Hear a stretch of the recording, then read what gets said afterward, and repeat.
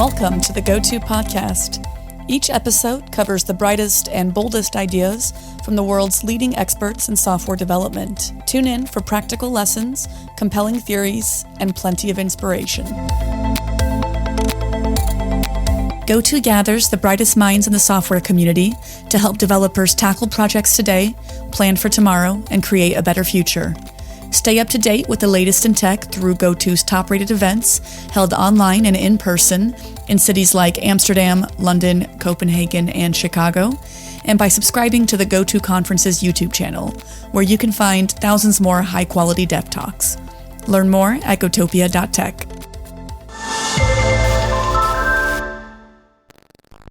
Hello and welcome to GOTO Unscripted. This time it's me, James Lewis, being the interviewer. I'm joined today by two people who are talking tomorrow in GOTO Aarhus about high-performance compute and quantum computing.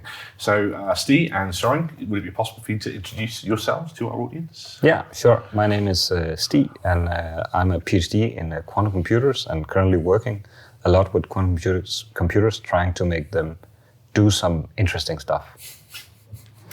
Yes, my name is Søren. I have a PhD in quantum physics as well. I have been working with professional software development for 10 years about, and I'm now working as a software architect at Kvantify and try to bring quantum computers to real customers.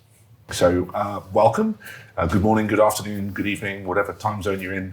And I guess we'll get straight on with it. So I worked for a company called Thoughtworks many years ago, 5 years ago, 2018. We had Q# featured on our thing called The Radar. It's a publication. We publish every 6 months, Q#, but we haven't had anything about quantum computing since. It was sort of a super exciting thing that we were really excited about, starting to sort of, take off back then. So would you mind just going back to like 2018 and was that around that sort of time and talking a bit about where we are now with quantum computing? Yeah, sure. So 2018 was about the time I started my PhD in quantum computing. And back then it was just some sort of fluffy area where it was fun because quantum computing is fun. But it wasn't anything serious. But then doing my PhD, hardware providers started to actually make these quantum computers bigger and bigger. And suddenly they became big enough to actually do something on it, to calculate small molecules. And that was never seen before. And then suddenly small companies started to pop up actually doing quantum computing stuff, and in the last couple of years now you can access quantum computers using cloud software. And what sort of problems, I mean, you'll be talking about this tomorrow, what sort of problems are you talking about solving? Yeah, so the biggest problem for quantum computing is probably chemistry, and that is drug design, drug discovery, and the making of batteries, because chemistry is inherently quantum mechanical. So it fits perfectly in a quantum computer. But other topic could be finance, which is also quite suitable for quantum computers, or logistics. Okay, right. So these are all things that you're actively involved in looking at the moment, is it? Yeah. Yeah, so we see some applications are more likely to be possible in the near term. For example, chemistry. Applications within finance is probably a bit further off, but we do have activities in all these areas where we just employ more traditional high-performance computing techniques. And so what does that mean? So high-performance computing, the cloud, quantum computers, like unpack this for me, because I'm kind of intrigued as to how this works. Do you have your own quantum computer and then you plug it into the cloud somehow? I mean, I don't know, how does all this work? No, so we're a software company, so we don't do any hardware. We just access everything through the cloud. And the quantum computers are also part of the cloud, and they probably will be for many, many years. And then we just access the hardware through the cloud. Right now we're using the classical hardware, the normal high-performance computing. And then once the quantum computers are ready, we know how to use them because we're also doing that. And then we're ready to plug that in once they become good enough. So you're kind of simulating quantum computers, not simulating them, but you're using, when you say HPC, do you mean like big graphics cards and this kind of thing? What's the... Whatever compute resource is most reasonable. So there are a couple of different ways to assess risk in finance, for example, different ways to optimize your exposure to risk. And you can use quantum computers to solve some of these risk models, but you can also just maybe spin up 1,000 computers and do heavy calculations for a short while and get a result. So either use graphics cards or just a lot of CPUs, depending on the algorithms you want to run. One or the other might be more beneficial. And it actually very much in line with, well, right now maybe a problem is beneficial to run on the CPU, and in some years it might be good to do on a quantum computer, or maybe a new algorithm pops up and we need to do it on a GPU. We are agnostic towards that, and the products we deliver are going to be agnostics toward that. Right, and it's a product company you work for. It's not bespoke solutions you're building, or it is bespoke solution usually. Yeah. So it's not a generic. Hey, I can solve all your chemistry No, problems. not at all. That No, but we want to be able to solve a range of chemistry problems at some point and sell it as a generic solution, right? Not for a specific company. Oh, super cool. So, I mean, I know a little bit about HPC, not a huge amount, I have to admit. I know a little bit about quantum mechanics, not a huge amount, I have to admit. Full disclaimer, I have a very old undergraduate physics degree, so that was going way back. And I didn't do well in advanced quantum mechanics. I will have to admit that. But I know some little bits in here and there, you know. So for things like HPC, I mean, typically you've got a number of different types of problem, like some which will be optimized for, as you say, like CPU, or some that are going to be massively parallelizable that you can run on big arrays of graphics cards. How do they sort of then translate into the world of quantum computing? How would you, I mean, is quantum computing suited to one type of calculation or another? You can't just take your problem on a classical computer and put it on a quantum computer. That's very difficult. It's not all problems that are suitable for a quantum computer, so you have to create some software that does it in a quantum mechanical way, and that's not easy. That's why you need companies like us to help you do that. But again, it's not all problems that are inherently useful for a quantum computer. So that's why we mentioned quantum chemistry, which is the thing that most people think will be the first application of quantum computers.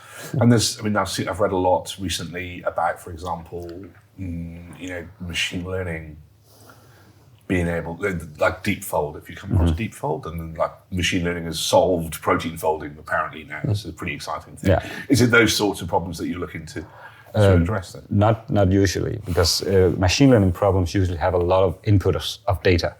And quantum computers are not very good at handling data, because data is usually classical. That is something we know from the classical world, and that's not quantum mechanical. So therefore we need something that is quantum mechanical and not just a lot of data. And molecules are quantum mechanicals. So therefore it is not, data-driven problems are not suitable for quantum computers. You need something which is more, it's suited in a different way, that you need this molecule structure that you can plug into the quantum computer. I remember looking at Q-Sharp a little while ago, back in 2018, because I thought that was kind of interesting. And I sort of, with my classically trained programmer's brain, went, oh, okay, that's kind of it. So how does the programming paradigm change between what I would consider, kind of classical programming, for HPC or whatever, versus what you're having to do with quantum computers? Is there a complete shift of mind? You've been programming more on the quantum computer, but there are some really radical differences. For example, all calculations has to be reversible, which means that if you do something, you should be able to undo it. So you cannot just multiply two numbers, because if one of them is 0, you lose information.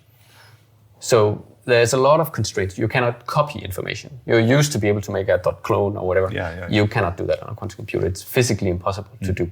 So there's a lot of practical, it's just a completely different way of And right now, quantum computers are very small. So you have like 50 bits or quantum bits. And that means that you're doing a basic operation, like a NOT operation. So that's what I'm coding is basic operations at the moment. So when you say basic, you don't mean like as in basic the language. You mean the basic like almost assembler, essentially writing in logic. It's even more low level than assemblers, right? Because you're addressing individual physical bits with individual logic operations. You don't have virtual memory. You don't have a stack. There's almost nothing, no abstraction. Wow. But all of that is probably, hopefully, something that will come in the coming 5 to 10 years. But right now, it's very basic. But that's also because we don't know what the good abstractions are going to be yet, right? So can you foresee a time when, myself with a sort of tinkerer's interest in this kind of thing will be able to maybe write a classical program and it would be like transpiled into code that can run on a quantum computer, like that kind of thing? Or is that way off in the future? We don't even know if that's possible to do yet, kind of thing. I think at some point, yeah, but right now you have to have a problem that's very suited for a quantum computer. Yeah. Okay. And that is probably the way it's going to be the next couple of years. So unless you're doing chemistry or something else which is very suited for a quantum computer, you're probably not going to write something that will be transpiled to a quantum computer. And even if you took the path of having a more classical like programming language that you could transpile to the quantum computer, you would need some different language paradigms in order for it to make sense on a quantum computer as well. Okay, so like into the nuts and bolts. How do these things actually work, right? So you've got 50 qubits.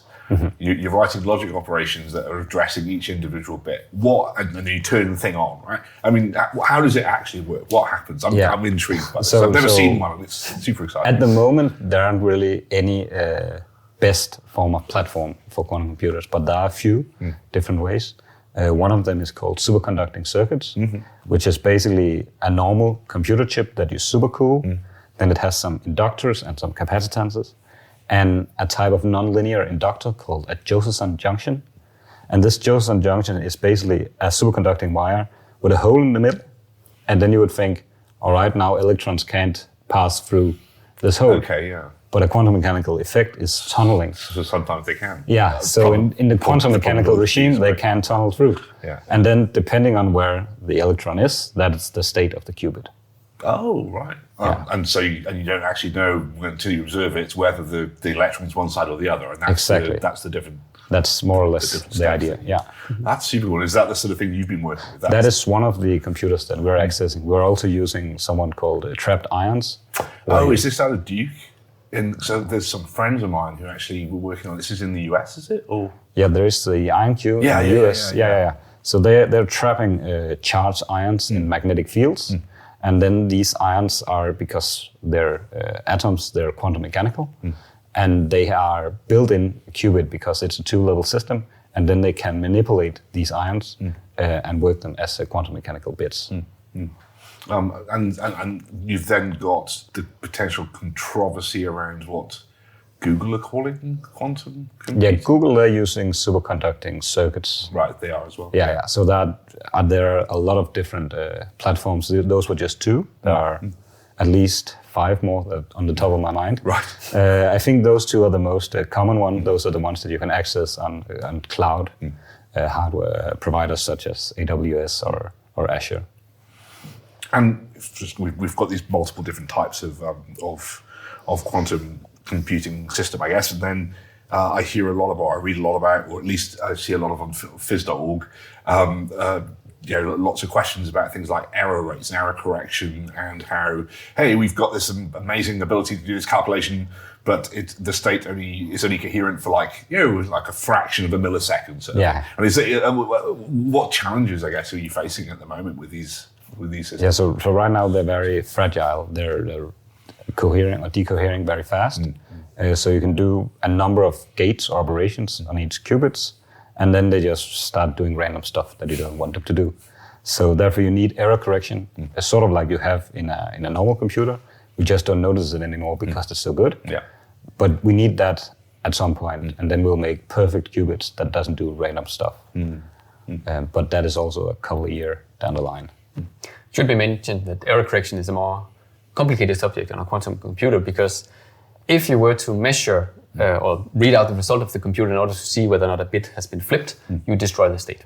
You need to be able to measure in kind of an aggregate way over several bits in order to see if a parity is obtained or some other feature of the sequence of bits, and then you can do some operation based on the result of that measurement. So that's also more complicated on a quantum computer. Everything is more complicated. Well, which, I mean, everything is more complicated, I would say. It certainly sounds it. I mean, what's the why? I mean, it's really, it's super difficult science. Superconducting, hey, we're just going to super chill stuff down to like minus 250, like C or something, right? I mean, that's not easy to do. So the hardware is like super expensive. It's a difficult way to program. You have to learn a whole new approach to doing things. What's the benefit you think we're going to be able to, and be hyperbolic here, right? I mean, this is the time to be hyperbolic. So Yeah, so hopefully it's going to open up possibility to calculate, for example, new molecules that we cannot calculate on normal computers because they become too complex. So as I think Feynman said it when he proposed using quantum computers, that if you want to simulate something quantum mechanical, you better make a quantum mechanical simulator. And that is basically the idea of a quantum computer. Yeah, also because they're likely going to be slower than normal computers for a long time. Even there's this famous case of factoring, where in principle you should be able to factor enormously large numbers much faster on a quantum computer. Yeah. That's of course very interesting from a maybe theoretical point of view, if you're cracking codes, but also from a more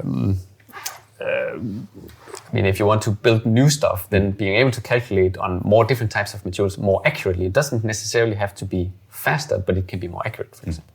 So there's definitely a potential there. Yeah, because I read a lot about quantum safe encryption or future, not perfect forward security is no such thing, right? Certainly when quantum computers get good enough at factoring, or fast enough, I guess, as you say. And is this going to be another real area where we're going to see lots of changes, you think, in the future? In terms of security, privacy, encryption, these kinds of things? I think quantum computers are probably at some point going to break the RSA encryption because they can factorize large prime numbers. But luckily, quantum computers also have a built-in way of encryption.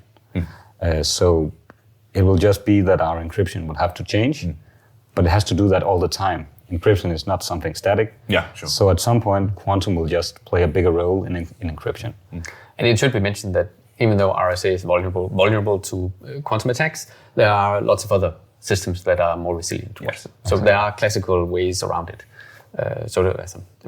It's going to be important at some point, but it's not going to break the world in that way. There's one that's on the tip of my tongue, but I can't remember it now. It'll come to me in a minute. Cool. That's super interesting. So in terms of so we've got a range of problems that can't classically be addressed by normal classical systems. We've got the hardware there to do it. It's obviously hugely expensive, hugely complicated, and only about 4 places in the world can afford to do it, right? But hey, you can access it over AWS, self-service, fantastic. And we're talking about things like chemistry and risk. So I guess the whole stuff in finance around pricing models. There's a lot of quants already in banks who are already using these kind of the similar sort of quantum equations to model risk and things internally. What about things like slightly chunked up a bit? So because biology is the classic example of modeling actual biological systems, so one level above the chemical. And that's super, super difficult, right? I mean, we don't tend to be able to do that by observation almost. Is that another thing that is... That is hopefully some of the things that the quantum computer will be able to do, which the classical computer cannot do at the moment. Especially in pharmacological applications, sometimes you have a very small active site on an enzyme or a protein, where if you could increase the accuracy of that calculation, you would be able to much more accurately predict, for example, which kind of molecules could have some desired effects. So their quantum computer is envisioned to be useful at some point. And are you seeing interest now from big pharma, from these organisations into the approaches that you're sort of championing? Yes. Yeah, we're talking to several big companies, and also the EU are backing us. Just a nice smile, and the EU, just saying that, that's awesome. That's super cool. So I guess there's a whole sort of ecosystem around this stuff as well, right? In terms of making the hardware things like cheaper. There's been a lot of research I've seen recently into breakthroughs into not room temperature superconduction, but being able to bring the temperature or new materials that are superconducting at higher temperatures. Is that sort of stuff all feeding in? Do you think there's going to be this sort of blossoming, like a sort of compound effect where you get lots of things coming together and suddenly we're going to see this quantum computing? Well, yeah, there's a lot of small steps that needs to be taken, and room temperature superconducting circuits would be very nice. There will be a huge step on the way. But currently the biggest challenge is simply to make the qubits more stable against noise.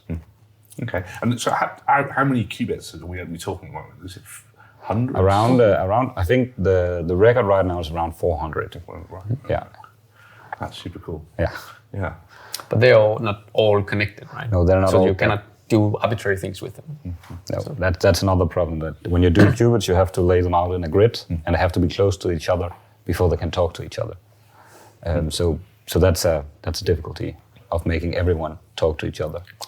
So it means it limits the number of which bits can you do which instructions on, basically. Right. I see. Yes. Okay. Right. I can't just swap 2 bits if they're far away from each other. Right. So what you need, it's one of these, it's like an Ubers type thing where what you need is actually a quantum computer to help you design a quantum computer, right? That would be very like nice. Like a 3D kind of grid of qubits or some kind of strange geometry that's going to allow you to kind of more easily program them. Yeah. But there's no reason to think that's not going to be an ingredient in the future. I mean, why not use the tool that you're developing to improve the tool? But it's unclear, right? So what are you most excited about? I think I'm most excited about the fact that I'm actually working with quantum computers. I mean, that's a childhood dream of mine. I saw it in science fiction movies, and I was like, that sounds really, really cool. And now I'm doing it. And is it really, really cool? It is really, really cool. How about yourself, sorry?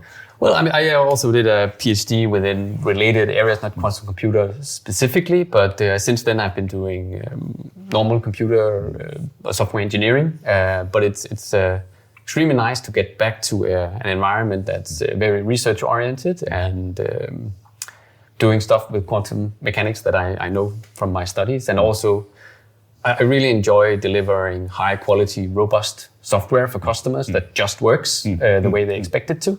So I think bringing that, taking the prototypes that people do in quantum computing away from, or bringing them out of academia and into industry so that they're actually usable in a very friendly way, that really triggers me. I think that's super interesting. And then at the same time, being allowed to use thousands of computers at the same time to do a calculation. It's always fun. It's always fun, yeah. I mean, that's actually a really interesting point. I mean, it hadn't really occurred to me. How do you test this stuff, for example? Because we were talking about industrialization or engineering. That is a really good question. Right. Yes, because I've been thinking a lot about it because I care a lot about tests because I want to deliver robust software. Yeah. And it's not clear at all because as we can attest to, running stuff on a quantum computer right now is super expensive. Mm-hmm. So you're not going to put your quantum algorithm into a continuous integration test because that would just ruin you. Yeah. And you cannot run the test on an input that makes sense. As soon as you go over 40 qubits, you basically do not have enough memory. Maybe you can do 50. I don't know what the limit is, but then you run out of memory on planet Earth in order to simulate it. So maybe some kind of formal verification system could make sense, or maybe we just have to do extremely careful code review to begin with. I don't know, but it's unclear what the good solutions are. I don't know if there are any good solutions right now. That's really interesting. Actually, anyone out there interested in testing quantum computing? There's obviously some kind of some opportunities. I mean, actually at Thoughtworks we've built an entire company more or less on the idea of like industrializing,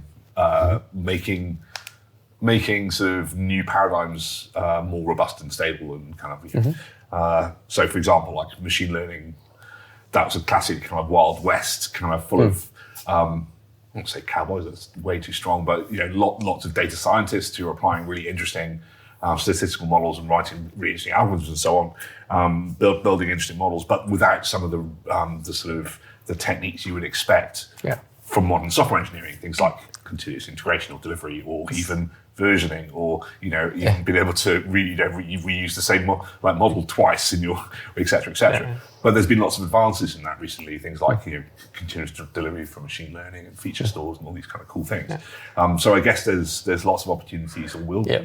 And I think it's also an interesting question just for high performance computing, because a lot of the existing tools out there are either tools with a very isolated domain where you kind of can't test that domain. But if you're doing a larger calculation over a huge chemical system where nobody knows what the answer is, how do you test that? Because just running a single calculation might take a month or weeks. And you need to, of course, to have any degree of confidence, you need to test things in isolation. But the next step depends extremely sensitively on the step before. So there's also a lot of difficulties in delivering robust software for that kind of setup as well. So I guess in things like meteorological kind of research, those sorts of things, where you're looking at cell-based kind of Monte Carlo-like algorithms. For example, yes. So that's also difficult to test, I find. You mentioned Feynman, of course. Monte Carlo was adjacent to him, right? That was von Neumann in Los Alamos. You came up with that with Stanislaw Ulam. So what was I going to say? So yeah, I mean, I'm intrigued by this idea now of sort of industrialization kind of process and testing and the idea of formal methods. But I guess the downside generally with formal methods is they take a long time themselves, right? So yeah. Is that? But is it something that maybe is going to be worth it actually invest in that sort of thing? It's a good question. I mean, we have some people working roughly in that area, but it's not really clear if it makes sense because if the quantum program is complicated enough, you of course cannot verify it formally. So there's definitely limits to what it can do. But if you can verify some of it, maybe you just need to do what can be done instead of doing what's perfect. So, super interesting. Yeah. And so in terms of high performance compute, these are the sort of problems that you're working on already in the sort of chemistry spaces, these sorts of spaces, or is it? Yeah, so right now, chemistry, pharma, and financial applications. So Monte Carlo and optimization and hardcore chemical calculation stuff like that. Oh, super cool. Well, I think probably that's a good point to come to an end of this conversation. So thank you so much, Stig and Søren. I'm murdered your names again, and I'm terribly sorry about that. But thanks very much for joining us for this episode of GOTO Unscripted. I've been James Lewis, and see you another time. Bye-bye. Thanks for listening to this episode of the GOTO podcast. Head over to gotopia.tech to discover lots more content from the brightest minds in software development.